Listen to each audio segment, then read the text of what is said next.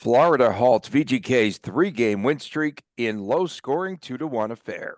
You're Locked On Golden Knights, your daily podcast on the Vegas Golden Knights, part of the Locked On Podcast Network. Your team every day.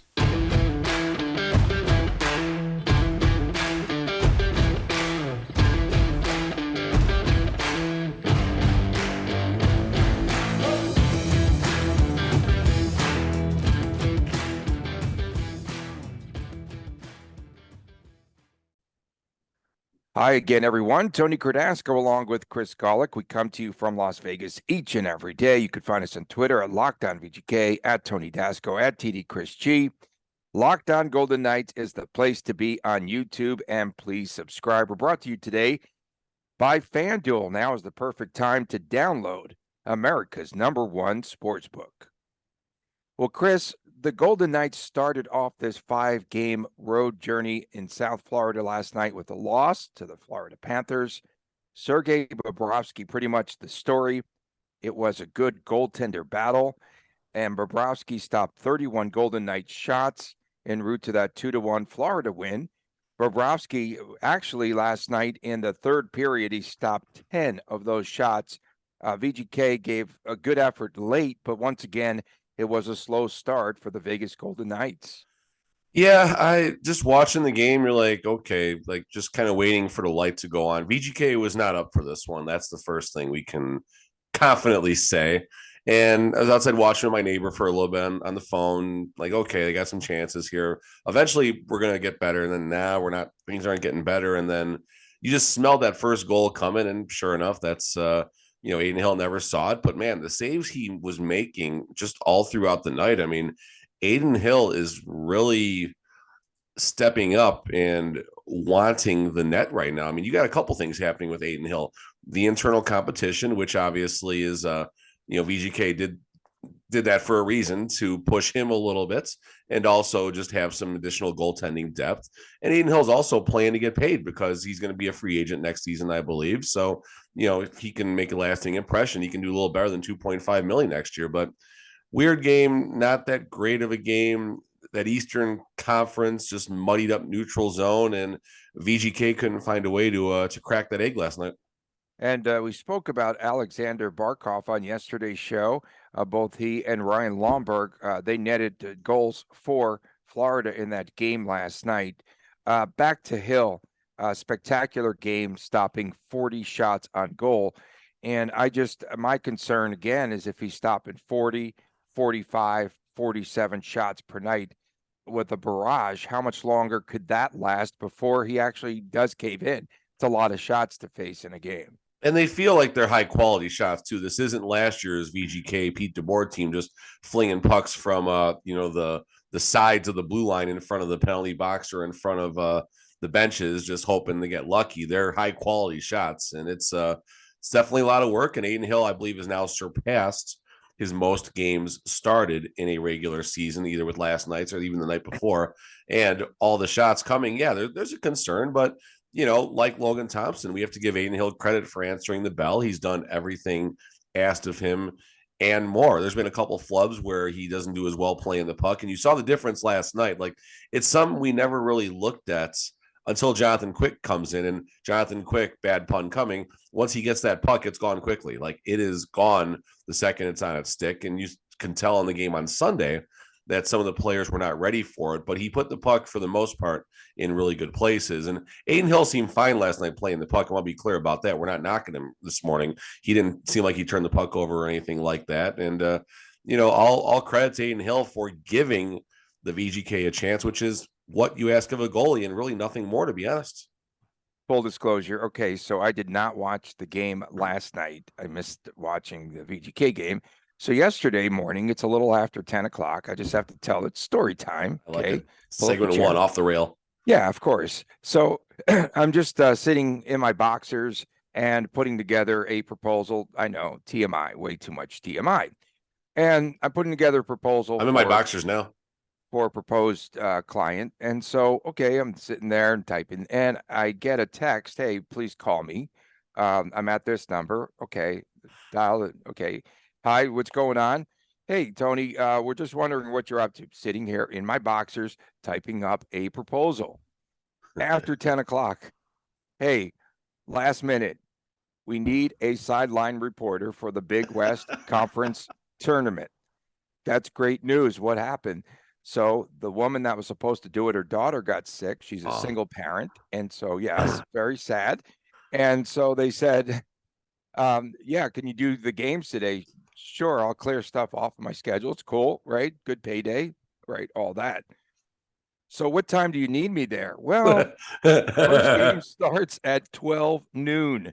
And It's you have to after call at 10 10. a.m. It's after 10. So I get to the Dollar Loan Center. With or without 11. pants on? With or without pants? I finally decided to put pants on. Okay. Good. I got pants on today too for the show. You stop that. You're going to scare the kids. So yeah, that's right. I forgot. So I finally show up over there, and I'm a pretty quick study, right? But not that quick.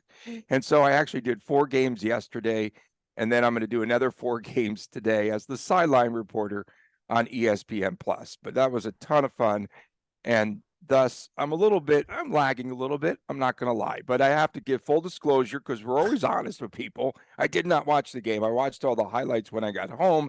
VGK with a power play goal last night. Huh? We're going to talk more about Shea Theodore, but how do they score on the power play? I honestly, like you, I Full didn't disclosure. I didn't know. I didn't. I was the phone was down when that goal happened. I had just looked up. I saw, just reading the highlights, I thought he just flubbed it in. Like, it wasn't that creative, but I'll tell you, it was an Eichel feed though, right? Eichel stays hot. Yeah, I'll give you the exact. Yeah, I'll give you the Jack There we Eichel go. now 15 points in 12 games, including 8 goals. Yeah, I mean, Jack Eichel still might get that 82 points with only playing in 70-something games this season. Isn't that crazy how hot he is? We thought he'd get over 90 points this season, and he would have easily without that injury. 11 games? 11 It's games? not that he missed 11 games, but he was non-existent in the 10 games after that. This is very true. Very true. That's the biggest issue, right? So here we get the play-by-play. First, VGK turns it over on the power play and almost gets scored on. Oh wait, no, that's press the wrong button. Yeah, I got the extended highlights. I got the. All right, here we go. So we got the puck. There's Eichel doing his thing. Eichel gets it down low. Back to Eichel. Theodore one-timer, seeing eye shot. I mean, I'm sure Borowski just traffic. I think there was traffic in front. Yeah, there was traffic, but I mean, it's just pucks have a weird way of finding the back of the net, and maybe that's the one that's just opens the floodgates, right? Because there's luck, there's variance, there's all sorts of things that go into, scoring not just power play goals, but goals in general in the league. And, maybe now that they got one, they get a little more relaxed because, it's on their minds. And Cassidy as well, it's on his mind. Tony, you'll be able to answer this, but he had a terrible string with Boston last year, I believe, where he was 0 for 40 something. Yeah, it was in the 40s. So you have to know he's pushing. Was looking through again while we were a second ago. The Lombard goal was off of a turnover too last night. So not only did they come out slow, but they came out sloppy too. Yeah, no, there was. I mean, the first period there was not a lot of positive besides Aiden Hill and besides that they survived. And that was my first period tweet. They survived. Okay, let's reset. And then unfortunately they gave up an early goal in the second period, which that kind of sealed the deal is what it seemed like, but they clawed back in. There you go, Tony. That was yours from yesterday. They scratched and clawed back in the game, and they were there, and they had some chances. And Borowski, did a good job, as did Aiden Hill. And there was a lot of players that were noticeable. Another noticeable though for me, Tony, Barbashev gets more minutes again than William Karlsson. And I know Barbashev is on line 1, but the difference in those minutes, I think, is more or less coming on the penalty kill and special teams. So. And we're going to get into some of that when we return here. Yeah, there you go. Bruce Cassidy made some very interesting comments post-game. We'll talk about that when we return. In 2.5 minutes, there was a lot to take in that presser yesterday. Well, it's right. It wasn't very lengthy, but it was very potent, if you will. There you go. He had a lot of effective words there for sure. Definitely made a statement. We'll talk about Cassidy when we return right here on Locked On Golden Knights. Sports fans, this is the perfect time to download FanDuel. It's America's #1 sportsbook because new customers get a no-sweat first bet up to $1,000. That's bonus bets back if your first bet does not win. Just download the FanDuel Sportsbook app. It's safe, secure, and super easy to use. Then you can bet on everything from money line to point scores to three-pointers drained. And of course, you could bet on the spread, the money line, the total. There's player props, player points, rebounds, assists, all of that. Plus, FanDuel even lets you combine your bets for a chance at a bigger payout with the same game parlay. So don't miss the chance to get your no-sweat first bet up to $1,000 in bonus bets when you go to FanDuel.com/lockedon. That's FanDuel.com/lockedon to learn a lot more. Make every moment more with FanDuel, an official sports betting partner of the National Basketball Association. Welcome back to Locked On Golden Knights. Tony Cardasco and Chris Golick here from Las Vegas. We come to you each and every day, your team every day, and the Vegas Golden Knights is our beat. You could find us at Locked On VGK on Twitter. Our jam. Locked On Golden Knights on YouTube. What was that?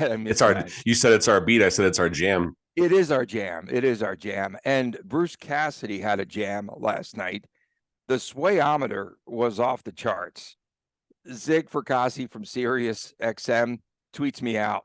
Look at Cassidy's swing. I mean, last night he was like what do they call it? A metronome? What is that thing that goes? Metronome? That's one. Yeah. Okay. I see what you're saying. And I always say I need to take Dramamine because I'm getting seasick just watching him. Very, very effective words. So I know Cassidy was following us. He listened to our commentary the other day. First thing out of the chute. Thanks to Aiden. Whoa. So thanks to Aiden Hill. Yeah, no, he held us in, and they just never could catch up after a slow start. You could pick it up from there. Yeah, I know. Just like you said, Tony, that was my first note down here too. Thanks to Aiden, and just like New Jersey. So that's that. Yeah, How right. about that? So I mean, it's a good thing. Aiden deserves a ton of credit right now. I mean, all of a sudden we can ask ourselves, without Aiden Hill, where would this season have been? Right? Aiden Hill is last year's Logan Thompson, so to speak. I mean, we've referenced this a million times. It's a dead horse here, but when Aiden Hill made his first preseason starts against the San Jose Sharks, we're like, oh, good, Robin Lehner 2.0. This is going to suck. But unlike I'm going to stop. I got to stop that. But just, he was able to, I can't. He was able to shed that snakeskin and do a good job.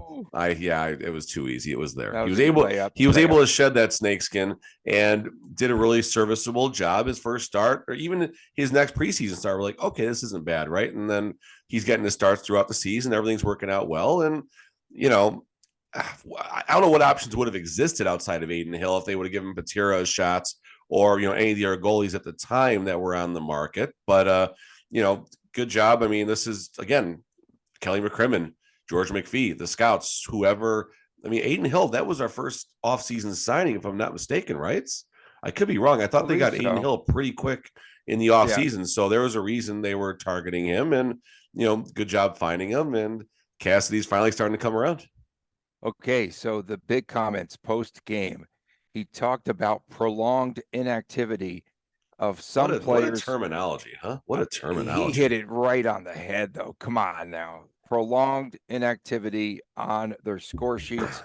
Some individuals needed a change of scenery, something to that effect. So he switched up lines, right, in the game, I suppose? He did. He was juggling. So really fast, Mike McKenna, former like pre-post game analysis for the VGK, still very active good in the hockey. He was very, very good. He was very good and very smart. He was one of the best people on that broadcast crew. Yeah, no doubt, 1,000%, no doubt. But he actually put a dynamite tweet out, and he said Cassidy, if he ever became a commentator, would be one of the best color guys in the league. Period. He'd be like the Steve Stone of baseball, just with his knowledge and the way he breaks things down, and honestly, and without, it would be a lot of fun. Right? It would be a lot of fun. Why do you think he got fired from VGK? Why do you think they didn't give McKenna a contract extension? I don't know. They've shuffled all of their people like every year.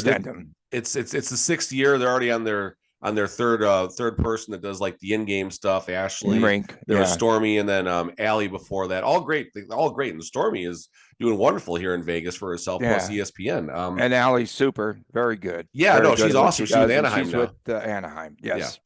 So and Allie, or I'm sorry, yeah, Talk Allie, about going off the rails. Jeez. Yeah, Ashley is awesome too. Like, we're not knocking Ashley at all when we're saying all this, but back to the combinations here. Prolonged, But yes, it's prolonged inactivity for both Allie and Stormy. It's William Carlson.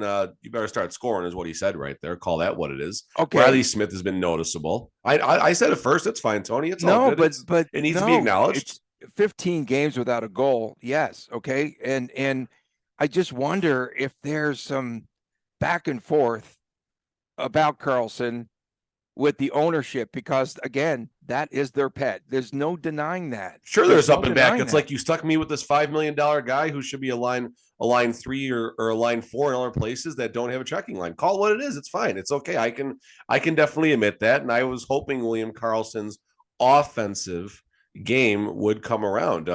Right now, he is not doing that of a second line center. He's not. It's very fair to admit.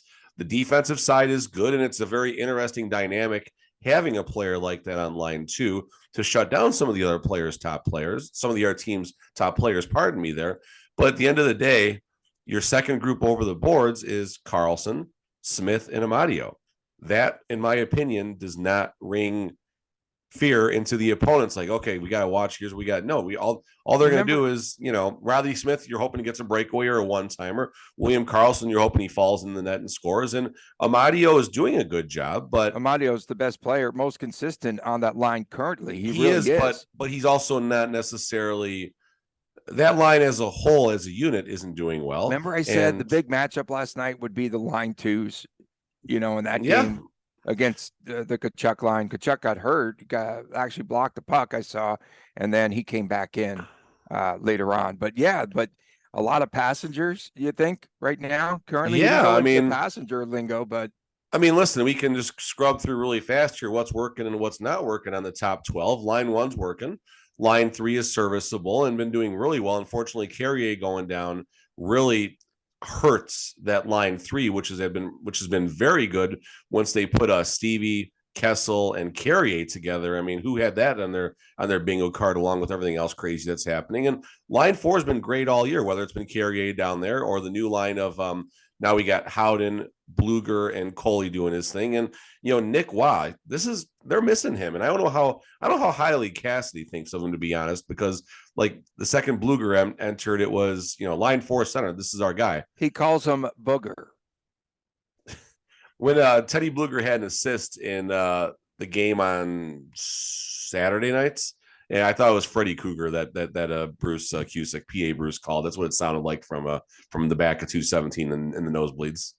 So what were the line shakeups though last night? So what did he do? With I don't know. I didn't catch closely. it. I had the game on pretty much start to finish, but it wasn't closely. I was about 30% tuned in and then kind of checking social between. So I don't know, but the fact that they were jumbled, that tells you something, right? And not only the offensive pairs, but the defensive pairs as well. If you caught in the comments, the defensive pairs got shuffled a little bit, which I thought was kind of interesting. So Petro hasn't been, as offensive with Theodore coming back. We'll talk about Shea in a moment. Yeah, that's a fair assessment.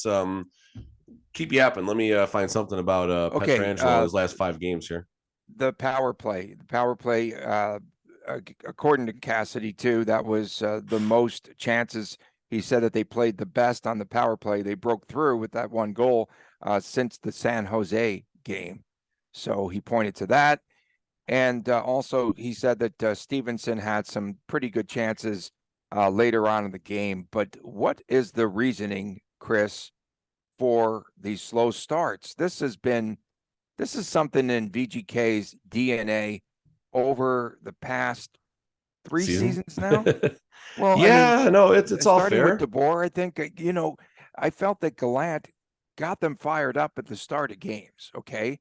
And then there was just this lackadaisical approach by the VGK coming out of the chute.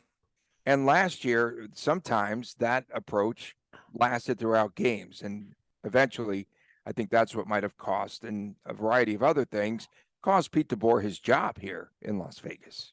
A number of things did, but that's certainly up there. So really fast before we get into the second part of that, Alex Pietrangelo game log here. Last 6 games, nothing, no goals, no assists. It doesn't mean he's not doing a good job, just strictly talking about offensive output right now. 1 goal against Calgary on the 23rd. He gets an assist against Tampa on the 18th. I mean, he had in the month of February until last night's game, 3 goals, 1 assist in over a calendar month for Pietrangelo. When at one point, I mean, you look at how he started the season and where he is now. I mean, all the assist and stuff. So that's a concern right now. I mean, Pietrangelo is not paid to do what Braden McNabb and Alec Martinez do. He is paid to rush the puck and create opportunity. And, some of this obviously is from the poor power play effort too. So, we'll see if Pietrangelo can get it going. Maybe he's in that veteran kind of, okay, it's time to turn it back on. Maybe there's a little bit of that going on, and he's smart enough to know when that needs to happen. But the last comments were about not being ready for games and not getting up, and it's been a concern, right? And if you get scored on first, that doesn't mean you're not ready for the game. It just the other team did better, and fine, so what? But that definitely was not the case last night. You knew that goal was coming, and you knew it was going to come quick unless just something weird happened. And not ready. But I can't remember a game in recent time besides that where I felt VGK just came out extremely flat and not ready. So it's 82 games. There's so many things happening, and I did make a second time in 3 games that they came out a little bit flat. That New Jersey? Are you which game? It had to be New Jersey, right? Early Carolina, they were fine. I thought it was okay. But yeah, I'm not fighting you. I hear what you're saying. No, I'm saying what Cassidy had said. Pretty much. It's fair like enough. He made those comments in the game. Remember, he wouldn't credit Aiden Hill because he said we were not prepared for this game, and it's on me and the coaching staff. And that's been an ongoing thing in the pressers for a long time. That's been crazy. Been going for a while. I don't know what it takes to get this team motivated. I made the comment, Tony, is Florida Las Vegas to the Golden is Florida what Las Vegas is to the rest of the league to the Golden Knights, like the beaches, whatever. They flew out right after the game, the matinee on Sunday, so they had some time in South Florida. Like, I don't know what they were up to. I didn't get any pictures of the boys in their speedos and stuff like that on the beaches, but I can assume they're humans, are going to blow off some steam and enjoy themselves a little bit, and maybe it did carry over. Who knows? And they got a full off day before Tampa tomorrow night, so hopefully they got their sunblock on, and hopefully they'll get it figured out. Last comments, and we'll probably wrap this segment up, but Kolesar and Cotter both drew penalties last night, noteworthy in the press conference as well by Cassidy. So, that's it's good to hear. I mean, there's actually more positivity, I guess, from Cassidy after a bad game as far as some of the things that he had said with Aiden Hill. Oh, he was bitter. He was bitter, so bitter. But, talking about they'll hang their hat on the fact that they were in the game until the end and stuff like that. So rough game, learning points, move forward, do better against Tampa. And I'll still say it again. Give me 6 points on this trip. And now it's going to happen with the way I said it, which is 6 points with at least 1 win against Tampa and or New Jersey. You mean Carolina? Carolina, whatever. That's okay. Coming up next, we'll talk about Shea Theodore. He's really come on. He's had goals in his last, 3 games. We'll talk more about this when we return right here on Locked On Golden Knights. No matter how the last game went, it was a big L. Anytime that you take the field or take the ice, you've got to have a shot at greatness. So give your team the best shot at winning by recruiting more MVPs with Indeed. If you're hiring, you need Indeed because Indeed is the hiring partner where you can attract, interview, and hire all in one place. And Indeed is the only job site where you're guaranteed to find quality applications to meet your must-have requirements, or else you don't pay. Instead of spending long hours on multiple job sites hoping to find candidates with the right skills, you need one powerful hiring partner that can help you do it all. With Instant Match that they have on Indeed, as soon as you sponsor a post, you get a short list of quality candidates with resumes on Indeed that match your job description. And Indeed delivers 4 times more hires than all the other job sites combined, according to Talent Net. Start hiring right now with a $75 sponsored job credit to upgrade your job post at Indeed.com/lockedon. Again, Indeed.com/lockedon. The offer is valid through March 31st. Go to Indeed.com/lockedon to claim your $75 credit before March 31st. Welcome back to Locked On Golden Knights. Tony Cardasco, Chris Golick from Las Vegas. Find us on Twitter at Locked On VGK, at Tony Dasco, at TD Chris G, and of course our YouTube channel. Please subscribe. Locked On Golden Knights. Just another part of that story I was telling you about, the late fill-in, the late gig yesterday. So 4 games I did. Okay, I'm driving over there and I call them back and I go, "Hey, by the way, who's playing in the first game?" I was just out of touch. Well, you got to start doing your prep and your research and know who you're talking to. I am because always you got to do. I'm assuming you're doing the over-prepared. in-game interviews and stuff like that, and talking to the I'm always coach and all prepared. that, and talking to the coach. how to say their you'll get your names, little story. things like that. I mean, Pronunciations. Yes, I go over them with the sports information directors. I'm at the bench. I'm listening to coaches. I'm watching plays. I'm like running around. It's fun. It's a blast. But I just wish I had maybe one more hour to be prepared. But we'll be back at that again. And it actually wasn't cold there. You know, the ice is underneath the basketball court at the Dollar Loan Center, but it wasn't cold inside there. And I think they do a great job too. One other note, because we talk about hockey and switching it over to basketball, some courts have that problem, that issue with condensation, but they do a terrific job there at the Dollar Loan Center. listen, the Dollar Loan Center, they invested well into that arena. It is a beautiful arena. It's great. I think the only knock that this city, this area, I should say, has is the location. It's a great basketball barn.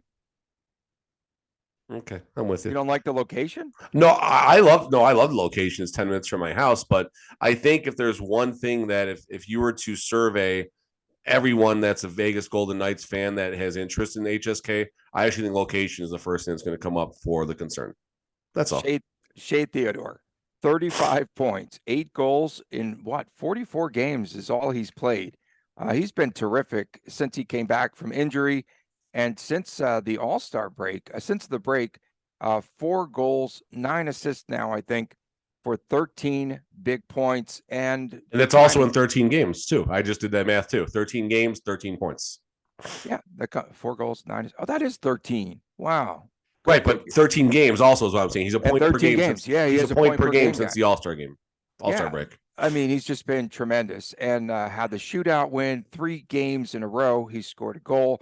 And he's the only player right now that's scoring goals, and it's just him and Eichel pretty much. Well, Barbashev had that 2-goal game, but those two have really been carrying the passengers. There you go. Games. They're driving the bus. Very good, very good. The other day they were on an Air Canada flight, Montreal, early on. Okay. Passengers, Air Canada flight. Yeah, I was thinking there's probably a joke in there, but it went way over my head. So I'm just going to keep going. No, but Shea Theodore, this is what Shea Theodore needs to do. And you go back to his season 1 and more his season 2 playoff performance. I felt Shea Theodore in season 2, it might have even been the bubble in season 3, took a lot of chances and seemed to get caught with his pants down like Tony right now doing the podcast. But Theodore's game really has increased as far as just his overall awareness and smarts. I mean, that's what experience does. We know he has the talents. We know he has the ability. We know he has the ability to put the puck in the back of the net. He knows what to do anywhere he is on the ice. But now that he is developing the defensive side of his game too, that is what makes a player like that the absolute complete package and lethal. And now his ceiling is a Roman Josi. I won't say I think Erik Karlsson is a little bit of a different skater than Shea Theodore. I'm not saying Erik Karlsson is going to, Erik Karlsson right now is amazing. He's getting 100 points. It's phenomenal. Plus Erik Karlsson threw his helmet on the ice last night. I saw that. God, that was tremendous. Go ahead. Sorry. Yeah, that was, no. He took a high stick and it was blatant and he got his lip cut open and he had a little tantrum on the side. Yeah. And, it's what never mind. I'm not going to blast on the Sharks, people. It's too early in the morning. But Theodore is our offensive MVP, even more as of late as Pietrangelo. Could you imagine if Pietrangelo gets back to early season form with what Theodore's doing, that's, I think, quietly equal to or more important than the power play situation right now. Okay, so Shea Theodore, remember, signed that 7-year, $36.4 million contract. And he's crumbs for what he does. Which is, that's one of the long-term contracts that I could live with. Okay. Alex Tuck's contract was really good too. That's not a knock on the trade, but Tuck really signed a deal that was more advantageous. VGK 4.5 or something like that. Yeah, we talked about, and one of the things too that I've noticed about Theodore, he always did like that deke move, always tried to fake, slide over, shoot the puck. Now he's just, as the puck comes to him, he's starting to just be a little bit more aggressive and just taking the shot rather than wasting some motion. Right. Well, he knows what to do and when to do it. If he's got the opportunity to do that toe drag around the first forward chasing him, then he'll do it. But but that was his go-to, and they started to scout him really well. Remember last season? Yeah, no, that's exactly what I was about to say. Slid over, right? And they just stopped him. They stopped his shot. Exactly. No, that's part of his growth as an athlete. And I think just you have to understand the game to be able to play the game at this level. And it's not just about your raw talents. I mean, sure, some players do it with raw talent, but the hockey IQ is something that is definitely coming around for someone like him. And, someone like, the younger players, Paul Cotter and, even Zach Whitecloud to a degree can really take a page out of what Theodore does. And a lot of the other players too. And so we were concerned about Paul Cotter perhaps getting hit in the head the other night in that game. But he was okay and came out. Like 9 minutes, though. Not a lot of minutes, though. But that entire line 3 didn't have a lot of minutes. But of course, Cassidy always makes it a point to mention his name. He must have a contract with an incentive clause every time he mentions his name. It was positive, though. He drew a penalty. It was a positive comment last night. It was a positive comment. Was. No, he just said that he was doing a good job hanging onto the puck, and preserving the puck in the offensive end, which is very good. Very physical, too. Okay. Coming up tomorrow, you and I would be spending the day today at Tampa Bay Downs. We would be there. Ooh, that sounds good, too. Yeah. Yeah, we would be at the track. No, Palm Beach Kennel Club. Let's go. Get the dogs. Oh, no. Here comes Barney. Oh, geez. 127. My buddy, I got a buddy who actually works down there now, but when my boss is back here, he would literally just like I try like the 127 every race or something like that and see if it worked out. Okay, one quick dog racing story. Myself and Steve Karp, who of course, Steve, he was covering the Running Rebels, and we were on a road trip to Arizona for, I think it might have been it was basketball. Turf Paradise trip. No, we went to the dog track down there. There's a dog track in Arizona. I know that. Okay, is there still? I don't know, but all I can tell you, and he can vouch for my story, is my dog was winning the race, coming around the far turn, and the dog all of a sudden jumps the rail, but he jumps the rail and you never see the dog again, because in the middle of the dog track, water, there's gotta be, it's a drop of about 100 feet, I swear. And you just see him flying. And then where did my dog go? But of course, that could only happen to me. But you have to ask him about the time we went, or maybe it was Tucson. It was one of those cities where we bet on the dogs. So I'm going to jump in with another story just along those lines right now. So we're golfing, and I'm a terrible golfer, but I'm fun, whatever. And they have like the yardage markers of different courses. I think it was actually Legacy out in Henderson. They have like the white things that stick up with their plastic, so they're kind of flimsy. Like if it's windy, they're blowing around a little bit. Okay. So a buddy of ours and he's not good. Where it he's says like the 150 exactly marker. Okay. So a buddy of mine, he's struggling. He's having a hard time even getting the ball elevated off of the fairway. Just one of those days, how that goes. And he finally hits this beautiful shot right off of like a low iron or a fairway wood or something like that. But he hits like this pylon, pillar, whatever you want to call it, right in the perfect spot where the thing flexes back and it shoots the ball back right over his head, like 30 yards behind him. So just on the story along the lines of, your dog jumping the rail and, doing his best ET impersonation is over the moon at nighttime. This is along the lines of that. How many people have you hit with a golf ball on the course? I've hit 2. Can you top this? I probably busted both more in the windows. Head. Both in the head. pretty No, awesome. I thought I killed a guy last year. I really That's did. not cool. We gotta go golfing one of these days. We gotta go golfing. Remember, I told you about my golf game.